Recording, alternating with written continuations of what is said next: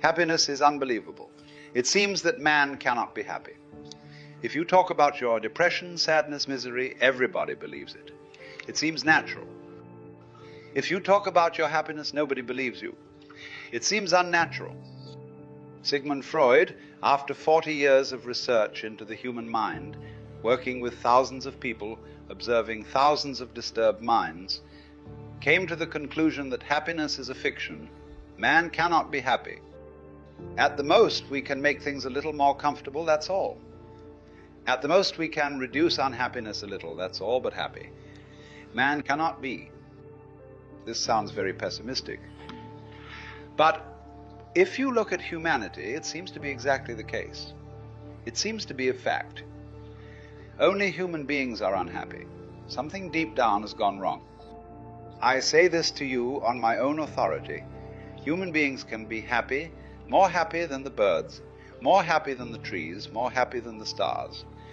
Because human beings have something that no tree, no bird, no star has. They have consciousness. But when you have consciousness, two alternatives are possible. Either you can become happy or you can become unhappy. Then it is your choice. Trees are simply happy because they cannot be unhappy. Their happiness is not their freedom. They have to be happy. They don't know how to be unhappy. There is no alternative for them. The birds chirping in the trees are happy not because they have chosen to be happy. They are simply happy because they don't know any other way to be. Their happiness is unconscious. It is simply natural. Human beings can be tremendously happy and tremendously unhappy, and they are free to choose. This freedom is hazardous. This freedom is very dangerous because you become responsible. And something has happened with this freedom. Something has gone wrong. Man is somehow standing on his head. People are seeking meditation. Meditation is needed only because you have not chosen to be happy. If you have chosen to be happy, there is no need for any meditation. Meditation is medicinal. If you are ill, then the medicine is needed. Once you have started choosing happiness, once you have decided that you will be happy, then no meditation is needed. Then meditation starts happening of its own accord. There are so many religions because so many people are unhappy. A happy person needs no religion. A happy person needs no temple, no church. Because for a happy person, the whole universe is a temple. The whole of existence is a church. The happy person does not pursue religious activity because his whole life is religious. Whatever you do with happiness is a prayer. Your work becomes worship. Your very breathing has an intense splendor to it, a grace. Happiness happens when you fit with your life, when you fit so harmoniously that whatsoever you are doing is your joy. Then suddenly you will come to know that meditation follows you. If you love the work that you are doing, if you love the way you are living, then you are meditative. Then nothing distracts you. When things distract you, that simply shows that you are not really interested in those things. The teacher goes on telling small children, pay attention to me. Be attentive. They are attentive, but they are attentive to something else. A bird is singing with all its heart outside the school building, and the child is attentive to the bird. Nobody can say he is not attentive. Nobody can say he is not meditative. Nobody can say he is not in deep concentration. He is. In fact, he has completely forgotten the teacher and the arithmetic that the teacher is doing on the board. The child is completely oblivious to all that. He is utterly possessed by the bird and its song. But the teacher says, be attentive. What are you doing? Don't be distracted. In fact, the teacher is distracting the child. The child is attentive. It is happening naturally. Listening to the bird, he is happy. The teacher is distracting him. The teacher says, you are not being attentive. The teacher is simply lying. The child was attentive. The bird was more attractive to him, so what can he do? The teacher was not so attractive. The arithmetic had no appeal. We are not put here on earth to be mathematicians. There are a few children who will not be interested in the bird. The song of the bird may go on getting louder and louder, and they will be attentive to the blackboard. Then arithmetic is for them. Then they have a meditation, a natural meditative state when it comes to mathematics. We have been distracted into unnatural preoccupations. Money, prestige, power. Listening to the birds is not going to give you money. Listening to the birds is not going to give you power, prestige. Watching a butterfly is not going to help you economically, politically, socially. These things are not profitable, but these things make you happy. A real human being takes the courage to move with things that make him happy. If he remains poor, he remains poor. He has no complaint about it. He has no grudge. He says, I have chosen my way. I have chosen the birds and the butterflies and the flowers. I cannot be rich. That's okay. I'm rich because I'm happy. But human beings have gone topsy-turvy. I was reading. Old Ted had been sitting on the edge of the river for some hours without getting a bite. The combination of several bottles of beer and a hot sun caused him to nod off, and he was completely unprepared when a lively fish got himself hooked, tugged at his line, and woke him up. He was caught completely off balance, and before he could recover, found himself in the river. A small boy had been watching the proceedings with interest. As the man struggled to get out of the water, he turned to his father and asked, Dad, is that man catching a fish, or is that fish catching a man? Man has gone completely topsy-turvy. The fish is catching you and dragging you. You are not catching the fish. Wherever you see money, you are no longer yourself. Wherever you see power, prestige, you are no longer yourself. Wherever you see respectability, you are no longer yourself. Immediately you forget everything. You forget the intrinsic values of your life, your happiness, your joy, your delight. You always choose something from the outside, and you bargain for it with something from the inside. You gain the without and you lose the within. But what are you going to do? Even if you get the whole world at your feet and you have lost yourself, even if you have conquered all the riches of the world and you have lost your own inner treasure, what are you going to do with your riches? This is the misery. If you can learn one thing, that one thing is to be alert, aware about your own inner motives, about your own inner destiny. Never lose sight of it, otherwise you will be unhappy. And when you are unhappy, people will say, meditate and you will become happy. They say, pray and you will become happy. Go to the temple, be religious, be a Christian or a Hindu and you will be happy. This is all nonsense. Be happy and meditation will follow. Be happy and religiousness will follow. Happiness is the basic condition. But people become religious only when they're unhappy. Then their religion is pseudo. Try to understand why you are unhappy. Many people come to me and they say they are unhappy and they want me to give them some meditation. I say first, the basic thing is to understand why you are unhappy.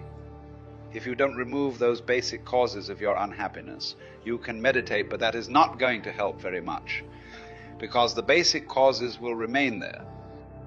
Someone may have been a beautiful dancer and she is sitting in an office, piling up files. There is no possibility for dance. Someone may have enjoyed dancing under the stars, but he is simply accumulating a bank balance. And these people say they are unhappy. Give me some meditation to do. I can give it. But what is that meditation going to achieve? What is it supposed to do? They will remain the same persons, accumulating money, competitive in the marketplace. The meditation may help in making them a little more relaxed, so that they can do this nonsense even better. You can repeat a mantra, you can do a certain meditation. It can help you a little bit here and there, but it can only help you to remain whatever you are. It is not a transformation. Hence, my approach is for those who are really daring, for the daredevils who are ready to change their very pattern of life, who are ready to stake everything. Because, in fact, you don't have anything to stake. Only your unhappiness, your misery. But people cling even to that. I have heard in a remote training camp, a squad of rookies had just returned to their billet after a day's march under the broiling sun. What a life, said one new soldier. Miles from anywhere, a sergeant who thinks he's Attila the Hun, no women, no booze, no leave. And on top of all that, my boots are 2 sizes too small. You don't want to put up with that, chum, said his neighbor. Why don't you put in for another pair? Not likely, came the reply. Taking 'em off is the only pleasure I've got. What else do you have to stake? Just your misery. The only pleasure you have is talking about it. Look at people talking about their misery, how happy they become. They pay for it. They go to psychoanalysts to talk about their misery. They pay for it. Somebody listens attentively and they are very happy. People talk about their misery again and again and again. They even exaggerate. They embellish it. They make it look bigger. They make it look bigger than life size. Why? You have nothing but your misery at stake, but people cling to the known, to the familiar. The misery is all they have known. That is their life. Nothing to lose, but so afraid to lose it. As I see it, happiness comes first. Joy comes first. A celebrating attitude comes first. A life-affirming philosophy comes first. Enjoy. If you cannot enjoy your work, change. Don't wait, because all the time that you are waiting for Godot, and Godot is never going to come. One simply waits and wastes one's life. For whom, for what are you waiting? If you see the point that you are miserable in a certain pattern of life, then all the old traditions say you are wrong. I would like to say the pattern is wrong. Try to understand the difference of emphasis. You are not wrong, just your pattern. The way you have learned to live is wrong. The motivations that you have learned and accepted as yours are not yours. They don't fulfill your destiny. They go against your grain, they go against your element. Remember it. Nobody else can decide for you. All their commandments, all their orders, all their moralities serve to cripple you. You have to decide for yourself. You have to take your life in your own hand. Otherwise, life goes on knocking at your door and you are never there. You are always somewhere else.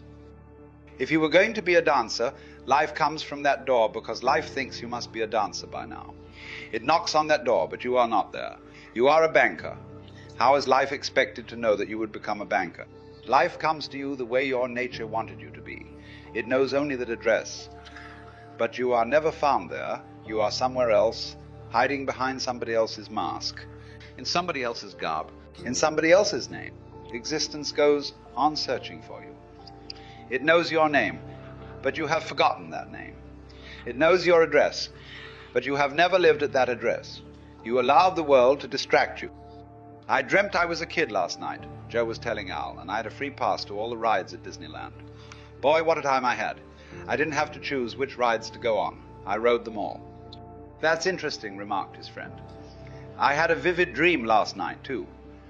I dreamt a beautiful blonde knocked on my door and overwhelmed me with her desire. Then, just as we were getting started, another visitor, a gorgeous, well-stacked brunette, came in and wanted me too. Wow, interrupted Joe. Boy, would I have loved to be there. Why didn't you call me? I did, responded Al. And your mother told me you were at Disneyland. Your destiny can find you in only one way, and that is your inner flowering as existence wanted you to be. Unless you find your spontaneity, unless you find your element, you cannot be happy. And if you cannot be happy, you cannot be meditative. Why did this idea arise in people's minds that meditation brings happiness? In fact, wherever they found a happy person, they always found a meditative mind. The two things became associated. Whenever they found a beautiful meditative milieu surrounding a person, they always found that person was tremendously happy, vibrant with bliss, radiant. They became associated. People thought happiness comes when you are meditative. It is just the other way around. Meditation comes when you are happy. But to be happy is difficult, and to learn meditation is easy. To be happy means a drastic change in your way of life, an abrupt change because there is no time to lose. A sudden change, a discontinuity with the past. A sudden clash of thunder and you die to the old and you start afresh from ABC. You again start your life as you would have done if there had been no pattern enforced by your parents, by your society, by the state. As you would have done, must have done, if there had been nobody to distract you. But you were distracted. You have to drop all those patterns that have been forced on you, and you have to find your own inner flame.